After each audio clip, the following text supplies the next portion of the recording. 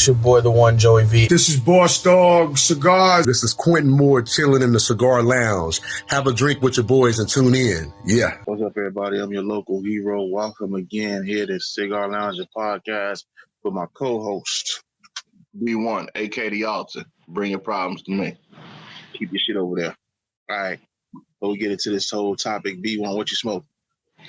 I got the My Father Le Bijou 1922. Is that the anniversary or the regular? It's the anniversary. It's the 100 años. Yeah, those are good. I think we got one more box left of those. I like it. People started catching on to it now, so now they starting to buy like crazy. It's crazy. At first, nobody worrying about it. Now everybody's trying to catch on to it. So, I mean, like you said, I don't know a lot about cigars, so I'm always trying something different. I actually like it. Not something, I could really talk about because I don't know about it. All right, well, I'm here smoking our sponsor for the day. Yeah. Tranello Cigars. I have the Gina. If you watch this episode, he's already been on the show. Great guy. Out of Scranton, PA. Make sure y'all hook up with him. All right, so, and I'm, drinking some Benchmark because, the sun finally went down. So, water, baby. Gotta stay hydrated. That's why I'm drinking whiskey. Well, bourbon. Anyway, what's up? Whiskey? Bourbon. All right, so anyway. Let's get into the topic. So, me and Ken were talking about this topic. And it's been like this is just something that happens in, I think, every industry. So let me ask you this. To be an ambassador or influencer in a community, mm-hmm. do you have to know something about the general product? Like not everything, not the intricate details, but a general product. If you're in the cigar industry, you should know something about cigars, right? Is that how you feel? Well, of course. I mean, that goes into one of the things, how can you sell what you don't know? Okay. I mean, one of the big things about selling, especially if it's not your product and you're trying to promote and sell someone else's product, is to convince people that they should try it. Well, if you don't know anything about it, then you can't convince me. True. Because I'm going to have questions. And if you can't answer those questions, I'm going to think one of two things. Either it's a bad product and you're just not trying to tell me, or it's a good product. They you know what I'm saying? For whatever reason, they have you promoting it, which means that you should know something. But if you don't know something, they have poor judgment. Because, I mean, like, who would hire? I mean, like, that'd be like, let's see, that would be like Volkswagen coming to me being like, hey, or not even Volkswagen, because I have a Volkswagen, so I could know something about that car. But that would be like a Chevy dealership coming to me being like, hey, we want you to go out here and promote these Chevys. I don't have a Chevy. I haven't driven a Chevy. I don't know shit about cars. So if I go and try to tell somebody, oh, no, you should definitely try this Chevy right here, first thing they're going to do, they're going to ask me questions about it. And if I can't answer them, people are going to be like, well, why the fuck should I try it? So I don't understand how you can influence anything if you obviously haven't been influenced by it. I mean, that's just doesn't seem like a good thing. It goes back to what we were saying on that episode of Free Game. People will do anything for clout, man. They chase it, they want it, they run up, they try to run and obtain it, and sometimes it ain't what you want. Sometimes I see a lot of people in this industry, and we talked about this, a lot of people who trying to be cigar influencers, they failed at something else. They want to be a model, a makeup model, a hand model, a singer, an actor, a rapper, or something, right. And they didn't make it. And then they see how thoughtful and how forgiving we is, how we give it up. They're like, okay, let's go ahead and get into that industry. And they don't know nothing about it. It's like, so I'm in the service industry. So take my industry. if somebody comes and I'm gonna go more specific to that, something's wrong with their car. And what is wrong with my car? I don't know. But then I read off the chart, okay, well, this is what's wrong with your car. What you can do. But they say, okay, what did that do? I'm going back to reading. That ain't gonna work. People know when you're genuine, when you genuinely care, you tend to sell more and influence more people. In situations like that, right, you should know a little bit of something.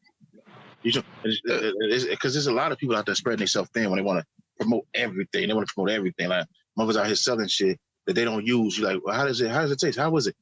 I don't know. I don't do that. Well, then why the fuck is you selling? Like, and stop trying to be famous like that. Trying to be famous, you'll never be famous. Nah. People do that all the time, but they run around chasing clout, man, and you never get enough. You never get enough. You're chasing the white dragon, man. You chasing it. You're never gonna obtain it. So why don't you just go ahead? If you smoke cigars, you enjoy cigars, you're getting to be in the industry that you enjoy. Because I know a lot of influencers. Shout out to the homegirl Mimi. I know a lot of influencers that go out there and promote their stuff and their product, or or their ambassador to another product. Shout out to Coco, who we had on here many times. Shout out to MJ, who we had on here once. These people go out and they promote the product and they know about the product, they study it. And you can tell. So you can't forget about Rose. Definitely Rose, Mrs. Squizzy, shout out to her. But you could tell when you talk to somebody if they know what the fuck they talking about.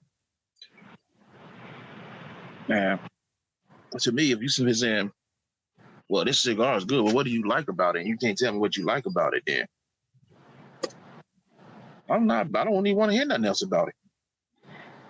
Yeah, because that means that you don't know, because like you said, you're not using it. So or you're using it sparingly, or you're just trying to. You got some people who just trying to obtain free shit. Let's keep it at Google. Some people just want free shit. They don't give a fuck what it is. They know it's free. If it's free, it's for me. So they go out there and get that, then go get another one. So somebody send you a 5-pack and you smoke one of those, then you go, now you smoking a Tatawahe, now you smoking a Dada, because they give me these cigars. Like, you're not smoking it, and be like, let me smoke.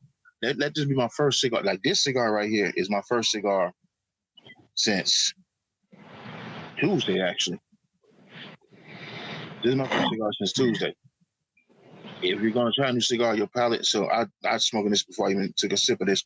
Your palate should be clean. You should know what the hell you're tasting. Some of these do, like I said, they just want free shit. That's all they want is free shit. They don't give a fuck how it tastes. They would take qualms and chilling mooses if they could.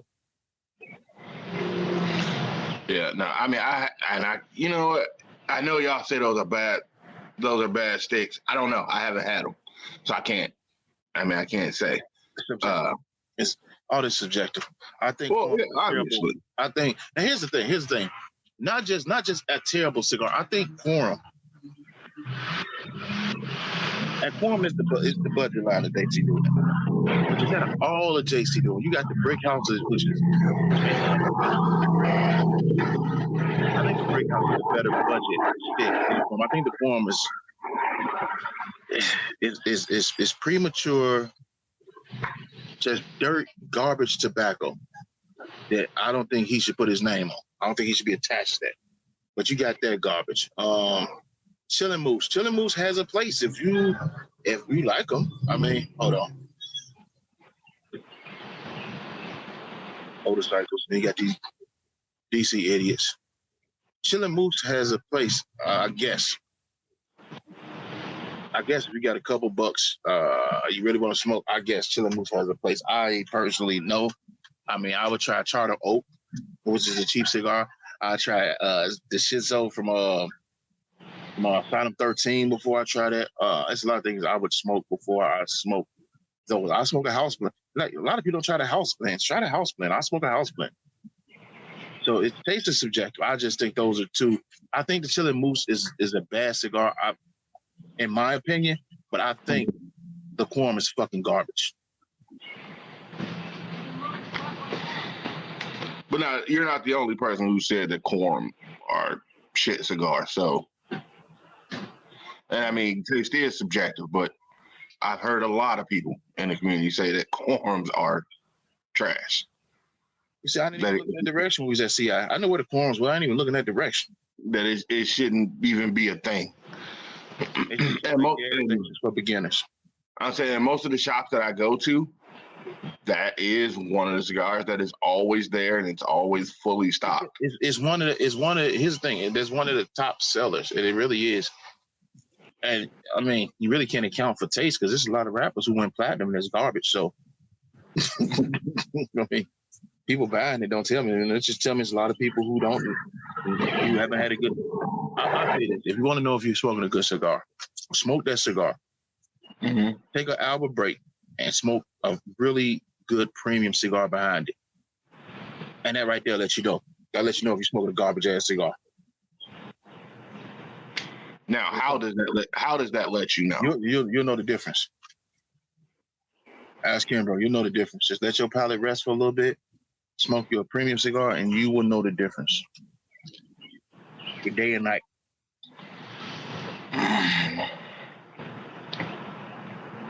But back to the subject. But yeah, I think it's a lot of people like they just want to skate. They just want to skate through shit, man. They don't want to put in the work, man.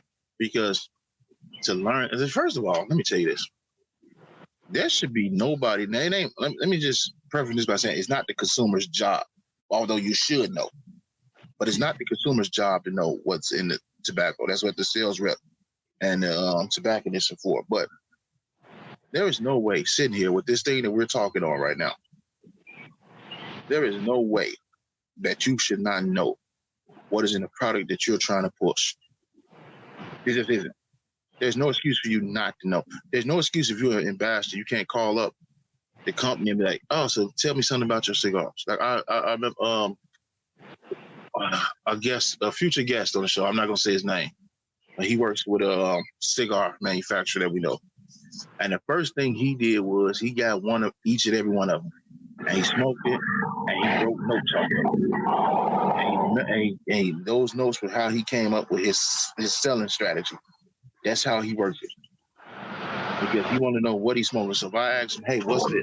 He could tell me the filler. He could tell me the binder. He could tell me the wrapper. He could tell me what region it came from. He could tell me the tasting notes that you should get off of it. He could tell me how long you smoke it. I'm not saying you got to be that specific. What I'm saying, though, is if you're an ambassador, don't ever read me the notes that they put down. Because I could tell if you're reading them notes. It's hints of floral with subtle shimmies of leather. And I'm like, come on, bro. You don't even talk like that. Stop it. Stop it. I mean, for some people, that's what they feel you want. I mean, that's like going to a car dealership and the dealer simply giving you the manufacturing specs on it.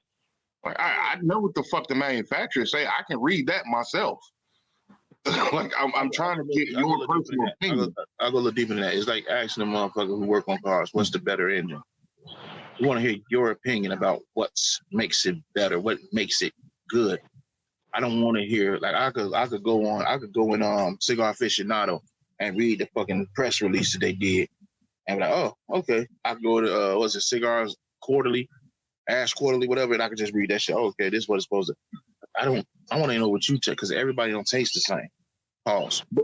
But now that comes to experience and people actually doing research and people wanting to, actually try these things out because you'd have to know. You'd have to have some sort of experience with that particular product. Mm. And I feel like if you don't have experience with that product, that's another big thing. If you don't have experience with that product, you don't know. Because, I mean, like you said, like far as cigars, yes, you can go and read the manufacturer's website and they can tell you what the tasting notes should be, what they were trying to accomplish with it. But now, say you go out there and you tell an actual, like a cigar smoker, somebody who does this, they smoke cigars, they get these notes. You know me, I smoke cigars and I don't get a lot of the notes that y'all get, obviously. Our palates are different. But that would be like me smoking. That would be like me trying to sell you a cigar that I've never smoked before. And I tell you, oh yeah, it's supposed to taste like it has citrus and lavender, and it has cumin and leather and all of this. And then like you go to smoke this cigar and you like, all right, I know I have the palate for it, but I don't taste any of that. Or, I'm not getting any of those notes. Or hell, it may be where you get them all and they just don't work together. So like it could be something simple as that. But here it is now. I'm out here and I'm telling you, oh no, this is a great cigar. You definitely need to try this. But I've never tried it. So now I'm ultimately screwing myself because if that happens enough, eventually people will just like, well, I can't trust your judgment. You don't know what the hell you're talking about. Like, and now you're just basically screwing up your own name. So now maybe later on down the line, a product comes out that you have tried and you really do like, and it really is a great product that you think other people should try. Well, now nobody's going to listen to you. Nobody's going to believe you because you've had this long line, this long string of bad shit that now that one great one comes out, nobody trying to hear you now. So, like you could potentially fuck up a great product just from that one thing. Okay. Like at least on your end. Okay. If it's good, it's good. Do you think that influences like that hurt the industry, or do you think it doesn't make a difference? Do you think we just spot them as clowns? I think from inside of the industry, people don't care because they just like, all right, look, clearly we know they don't know what the fuck they talking about. We ain't worried about them. Like they just a side note, whatever. Outside of it, so coming from the other side is people who are looking for this information. It hurts because the way humans are, we lump things into one big category. So, you may have great ideas. You may know great products. Rose, Ish. You have people who can give you, great suggestions. But maybe before you get to those people, you've ran into 5 or 6 that is just all bad. They don't know what they're talking about. Everything they're telling you, it just doesn't make sense. Now you may never get to those people who know what they're talking about because they had to go through that long line of bullshit. So it hurts because now the people who can give you the information that you're looking for, you're not going to see them. You're not going to reach them because at a certain point, you're just going to be like, all right, it's clear that nobody in this industry knows what they're talking about. So a small group can become the representation of a larger group. And that in itself hurts the group as a whole. So, and that's why I'm saying, like, people in the community who are already in the community, been there for a while, they know who they're listening to. They know who they're going with. But people who are just trying to get into it, that's a whole different story. I mean, you know what? I totally agree. That was the answer I was gonna give. I totally agree. If you're in the industry and or you're not in it, if you just smoke cigars and it ain't gonna affect you. But if you somebody who's just getting in and you're just, IG is a very big place. Yeah. So somebody who's just getting in and you're just looking and you're just finding these people and they look at this guy, this guy sings, so girl seem like they're on the up and up and shit, and you listen to them and you try like, oh, that's garbage. Now, not only did you hurt that brand, you hurt your name as well. So I gotta be careful with what you attach yourself to. And I've said this lesson over and over and over and over and over again. Some people gonna listen, some people aren't. But you got to be careful what you attach your brand to, because that's what you will be associated with. And Yeah. I don't think a lot of people like get it or care. They just think, oh, okay, well, whatever. Yeah, it's just there. It's just one of those things. I'm gonna go ahead and try to ride this motherfucker real quick, ride this wave, and see what happens. I think that hurts a lot of if you're trying to build a brand. That definitely hurts you. Oh yeah, for sure. And I think they don't recognize that, because again, in this whole clout chasing environment that we in, you're thinking about the quick flip, man. It's like being back, you know what I'm saying? It's like being back, it's like, I want to get a representation of that, but it's like being in the game, man. You just a quick flip. It's a quick flip. You ain't thinking about the long term. Nah, like you try to get what everybody in that flips get caught up. I'll say in that instance, you just kind of trying to get what you can out of it and get out. Mm-hmm. You have no plans on being on it for long term. This is just this may be something to get you somewhere else. Mm-hmm.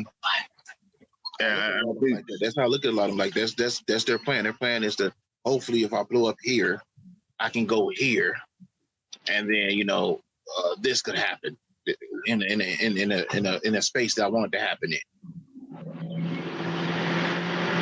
And I mean, that's just kind of one of those things where people really just gotta stop doing stuff for like you said, for the fame, for the clout, and do something because that's what you want to do, because it's something that you love and you want to share that with other people. Mm-hmm. Hey, if you blow up from that, that's fine. Whatever. If you don't, that's cool too, because you weren't doing it for that reason. Mm-hmm. And I mean, I feel like a lot of times, more often than not, the bigger people, when it comes to influencers, it comes from people who are literally, they start off doing this as, I would almost say, as a hobby. Like I said, it's something that they're experiencing that they want to share with other people. Mm-hmm. And that's how they start off. And, it's the genuineness that people tend to gravitate towards, because they're like, oh, okay, they really like what they're doing. And you can tell the difference between when it's worth and when it's not. Yeah. And people tend to go for that more. And then that's how they get, more popular. That's how they get bigger. You can't go in there thinking, oh, how can I make myself huge? Because you're just going to be jumping from place to place and it's not going to work for you. Mm-hmm. Or even if it does work short term, it's not a long-term solution. It's not something that's going to last for a while. Yeah, I mean, look, when it comes down to that, right? Your passion will drive you a lot further than greed will. Yeah, and I think, like I said, you look at I ain't gonna say a majority. If you look at the vast majority, because for the most part, the people, the ambassadors, the salespeople that we talk to actually know their product and they care about the person who they decided to be an ambassador or a salesperson for, so they know their product. But there is I'm gonna say about 80% of them we know they shit. It is that 20 though.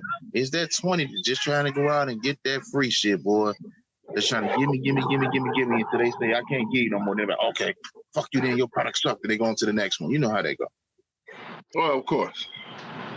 Let's say you always gonna have that. Yeah. But and this goes to the owner as well. If you're an owner of anything and you're looking for ambassadors, you have to know, first of all, sometimes you do gotta look at the numbers. Sometimes you gotta look at what's happening. If your followers here and you're following, like if you're following these many and you got these many followers, I mean, I ain't saying that should dictate anything, because by no means are we like huge. I mean, but you gotta look at the quality of followers that they have, the type of followers they got. You gotta make sure it's not bots. You gotta make sure, first of all, you gotta make sure that this person actually gives a fuck about the brand that they're trying to push in the community that they're trying to push in. I think that's very important. I think you should sit down and ask them Simple questions. Name me 3 regions that grow tobacco. Name me 3 cuts of the cigar. Name me three cigar makers outside of, let's say, outside of AJ, Davidoff, Fuente, and Padron. Give me 3. You should be able to do that. If you can't do that, you shouldn't be fucking around anyway. I got one for you. I got an easy. I got an easy one that they can tell me, and I might listen to them before we even start. Tell me 2 things that would influence the taste in that particular cigar. And I got a better for you. And this is a question that we always ask. Every single show we ask this question about, like, how did you get into cigars? Yeah.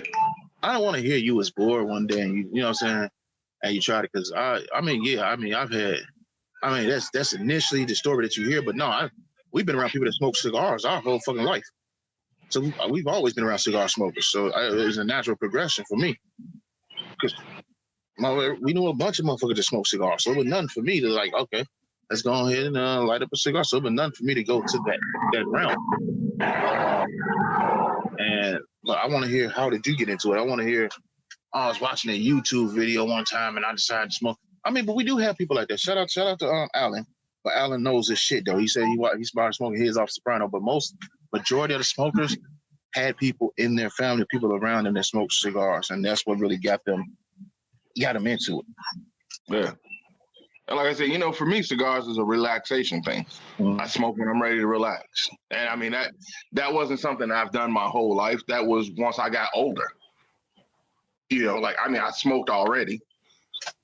So for me, once again, it was a natural progression. Just kind of like, you know what? I want something a little bit stronger, but at the same time, I want to be able to relax. And I felt like, cigars was that thing for me. And plus, you gotta remember, I was smoking cigars when they wasn't that popular. That shit popular in the hood now, but I was smoking that shit when they was like, man, what the fuck you doing? What the fuck you? You know what I'm saying? I was smoking that shit when it wasn't popular. So, that's back when cigars was literally an old man thing. Yeah. That's how I used to hear too. Look at this old motherfucker, man. Fuck you, 27, 28 years old, smoking cigars, man. You're old, young guy. I say the cigars and the pipes. I hear that all the time. Now you got motherfuckers 24, 25, 21, 22, they smoking in the hood. So, I mean, it's a thing. But yeah, that goes. But back to that though. That's what our subject.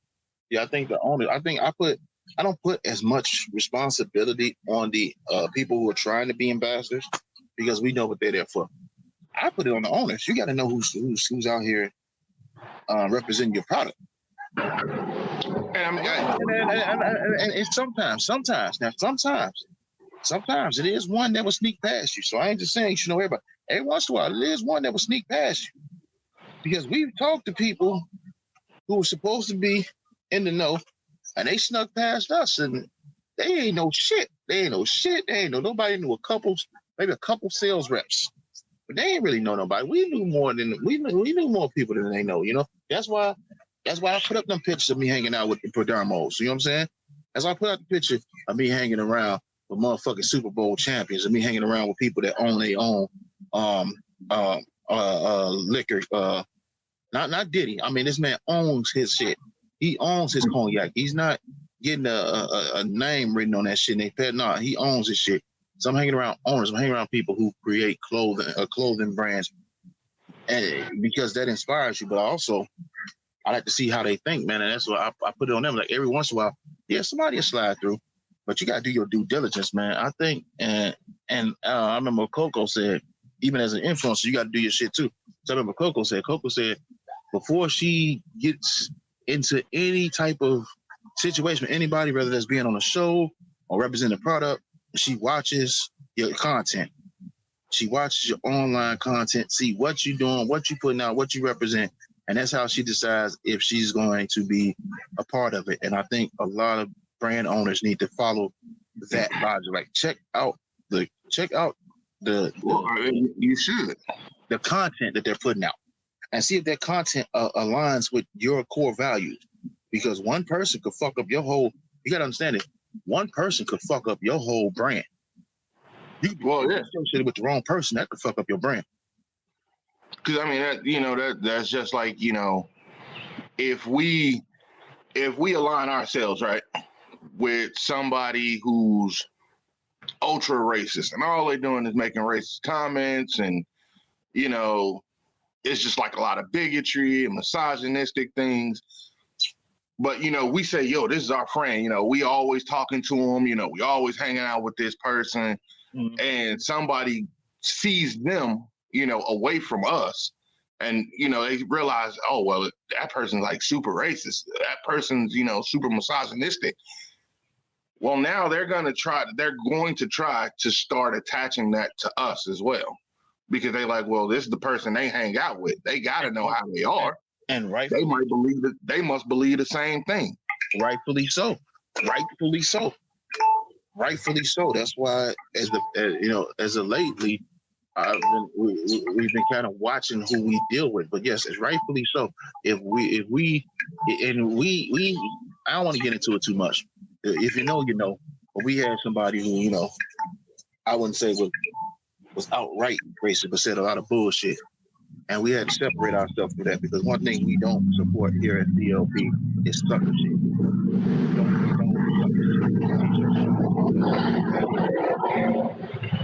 We don't condone sucker shit. I already got the t-shirt. Y'all saw it. Y'all saw the advertisement. Yeah, we don't condone sucker shit. If you condone sucker shit, you're a sucker too, man. And I was like, man, we got to step away from that type of situation. I've talked to brand owners who had this guy, he's okay until, you know, he starts drinking, or he starts smoking, or, you know, he does, you know, something crazy, like popping pills or something. Then it turns into a whole nother person, and I can't have that representing my brand. You know, and we bumped into brand owners like that, and they're like, damn, but I really, on a personal level, this guy seems to be okay. He just has demons. I'm not. Look, let me tell you something. I'm not here to help you fight your demons. But at the same time, I'm not here to judge your demons. We all have demons. At this, but I mean, you know, you just gotta know how to do it. Yeah, I'm only gonna tell you something that you should listen to. Like, look, man. This is how you moving wrong, bro. This is how you should move. You can't accept this, you can't accept it. And same thing goes for the influencer. I'll be telling influencers, like, bro, if you're going to go out here and you're going to sell this product, know something about this product. Know what this product is. Because if you got a novice, first of all, if you got somebody who's a professional, who's been doing this, and you talk to them, you're going to look stupid to them. And they're going to make sure that you know that you look stupid to them. Because they're going to ask you questions that they already know the answers to. And then they're going to answer the question for you when you can't answer the question. And then you're going to have a newbie, the motherfucker don't know nothing about it, and they're going to ask you questions. And you're going to sit there and say, I don't know. And then the newbie going to be like, this guy's a fucking idiot. I think I probably know more than him. Why am I talking to this guy? Yeah.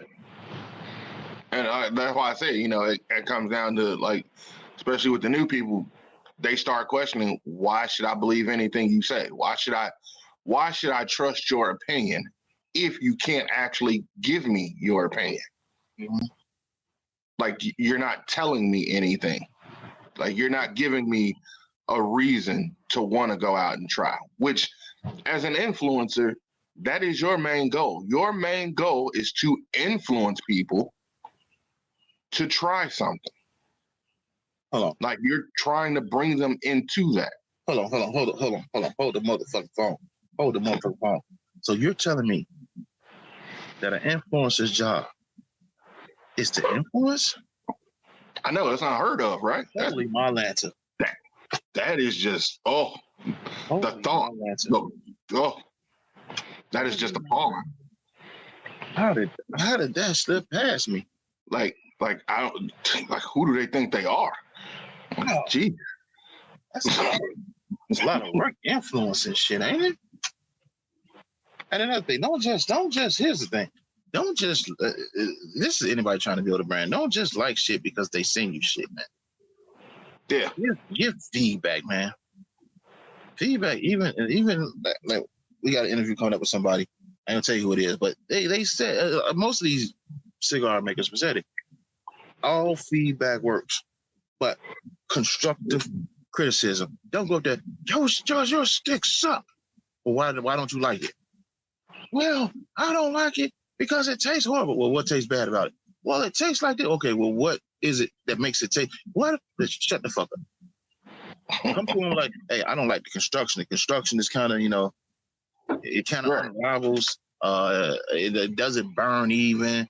I don't like the I don't like the tasting notes. I don't like the retro. I don't like it on the retro hell.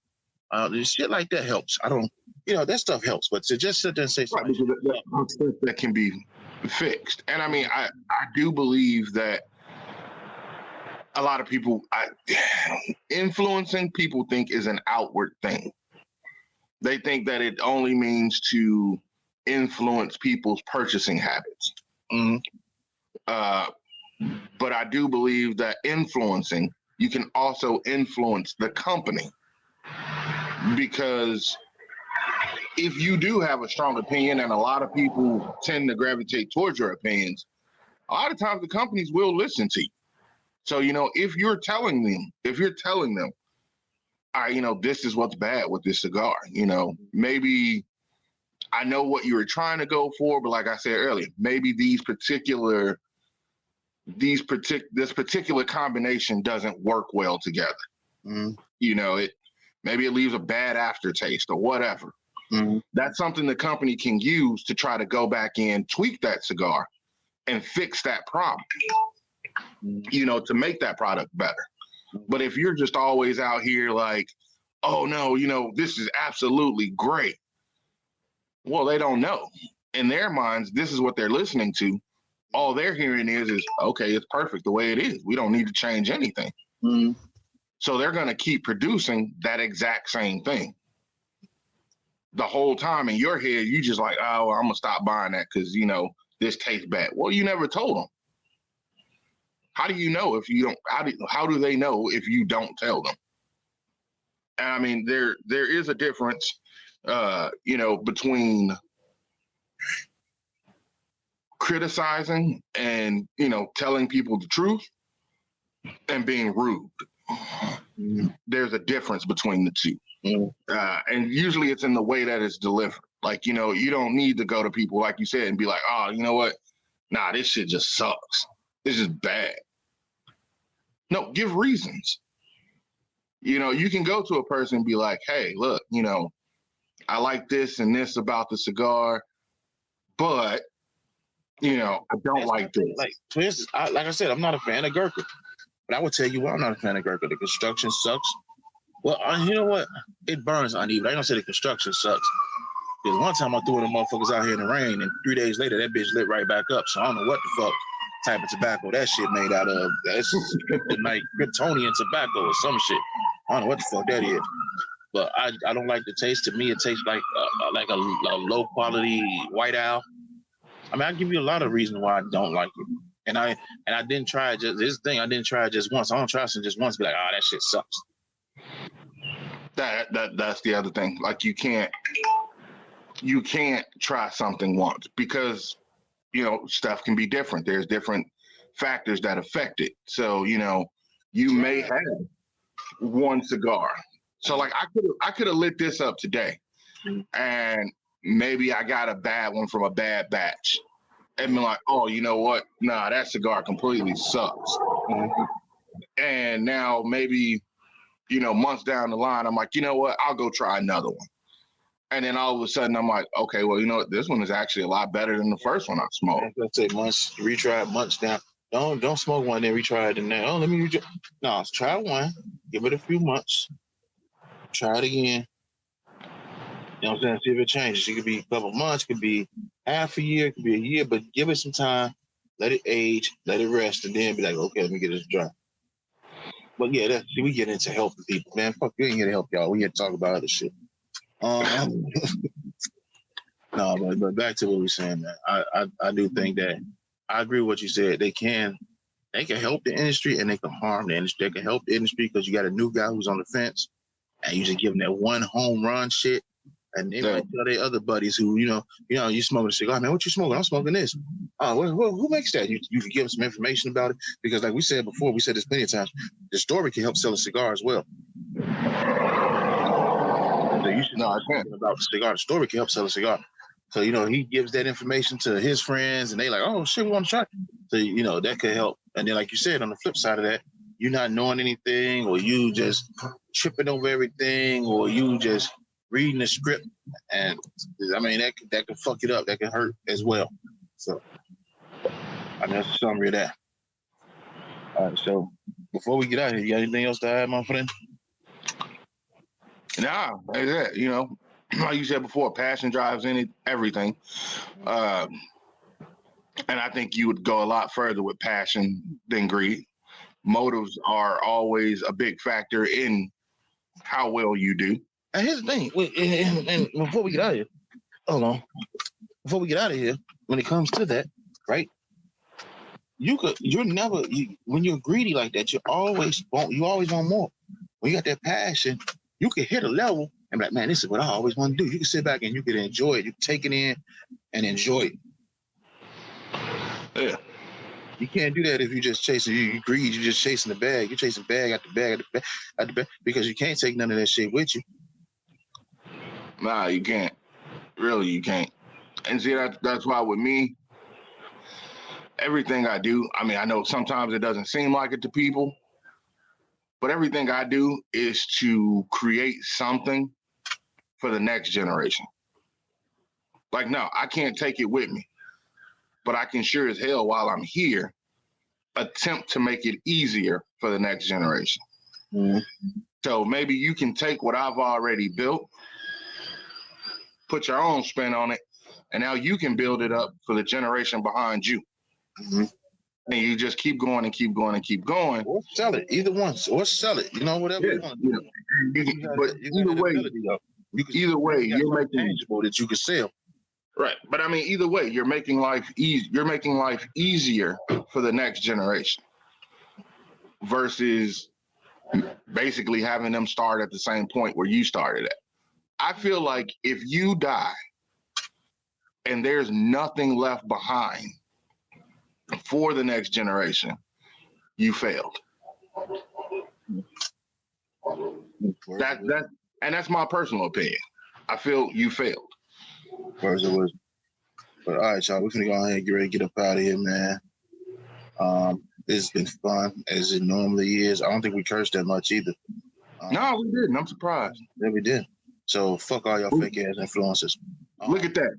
We influenced growth. No, I'm just kidding. Don't say development, because then you know G gonna be all in here like I told y'all. So yeah, as always, I'm your local hero, reminding you to blow your smoke like a goddamn gentleman and gentlewoman. P1, you know what it is. And we out. Peace. Peace.